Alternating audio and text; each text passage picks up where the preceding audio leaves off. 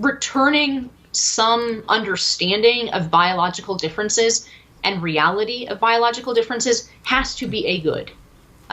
Because I just don't think the further we get from that reality and the more we frantically insist that it's not true that men and women are different, the more I think people are frantically building lives that are not making them happy, that are not bringing them any kind of the fulfillment that was promised.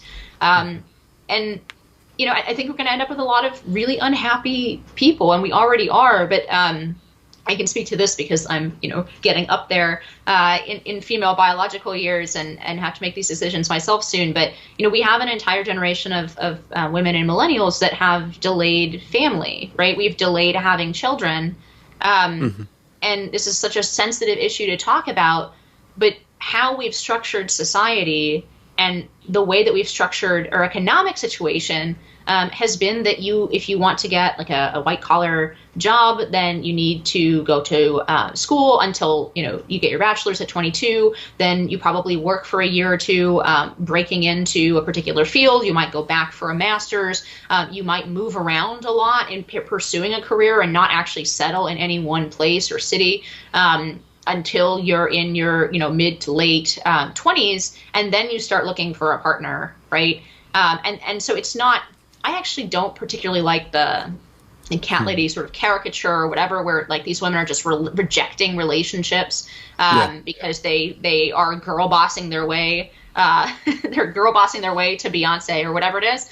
I think a lot of these women do pursue relationships, but the way that we have, well, one, the state of the dating scene for both women and men. I'm not going to lay the blame at all only on one sex or the other, but also just the way we've set up economic expectations for anybody who's a success in this society are very masculine. Whereas a man can do that sequence, right? Start looking for a partner around 30 or 35. You marry somebody, you know, younger, and have a family. That's much, much more difficult for women. It happens, but it's much, much more difficult. It goes against what women, you know, generally like in men and vice versa, to try to do that. And there's the hard biological stop where women can't have children into their, you know, in the vast majority of cases, into their 40s or even 50s. I think there was one Hollywood case recently of a woman having a baby in her 50s. That's not common, right?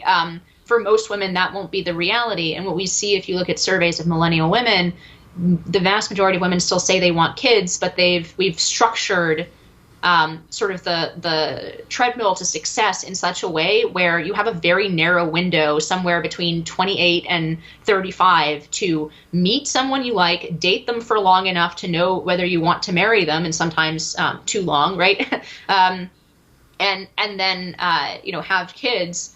You have a very narrow window in which to do that, and it just doesn't happen for a lot of women, right? Whereas if we had a different structure of society that didn't so culturally emphasize that women have to be on par in terms of career achievement with men, I think a lot of women might have, you know, preferred, you know, having a more 9-to-5 job, you know, that allows them to stay in contact with friends and family, that doesn't require them to bounce all over the country to chase the next rung on the ladder, and that allows them to date around and to find somebody a much longer window of time, let's say 10 years instead of 3 or 5 years, to find somebody that they really like to and have an opportunity to settle down and have a family with. I actually think that would probably result in more happy women than the current track we have, which is why I go back to, I do think there are, I don't want to roll back completely anything because I just think that's not possible. But I do think it's possible to have these conversations, to reintroduce some biological realities and differences between men and women, and then talk about how we can work within the confines of those realities to produce more happiness and more human flourishing and more, you know, actually harmonious relations between the sexes.